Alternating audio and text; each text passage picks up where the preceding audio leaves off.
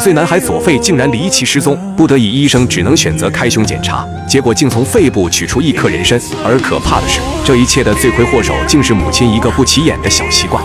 因为壮壮已经开始出现呼吸困难的症状，如果不尽快恢复其左肺通气功能的话，壮壮很有可能会出现生命危险。于是，医生们在确定手术方案后，便立刻将他推进了手术室。由于壮壮病情复杂，在场的所有医护人员都十分小心翼翼，赵主任更是做好了完全准备。很快，他便将堵塞壮壮左肺的异物取了出来。而在看到元凶后，在场人员都被吓了一跳，因为他长得和人参十分相似。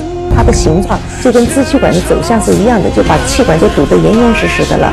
然后我们拿出来的时候呢，它的形状就跟气道是一样的，我们就叫它塑形支气管。之后，经过医生的化验发现，从壮壮体内取出来的这个东西主要成分是痰。当痰液失去水分后，便会形成痰栓存在于气管内，导致肺部被局部堵塞，所以才会引起壮壮的呼吸急促。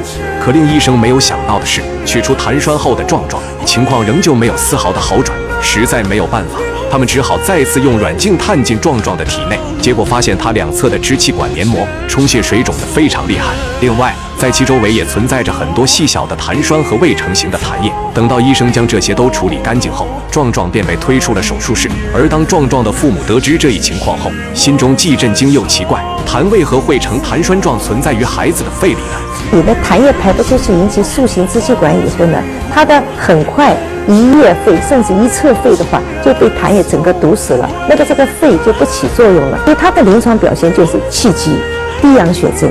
原来是因为壮壮的体质比较差，经常发烧咳嗽，而他的母亲一看到壮壮出现咳嗽的症状，就给他吃药，这也就导致他体内的痰液无法排出体外，便会直接蒸发成痰栓堵住气管，存留在肺里。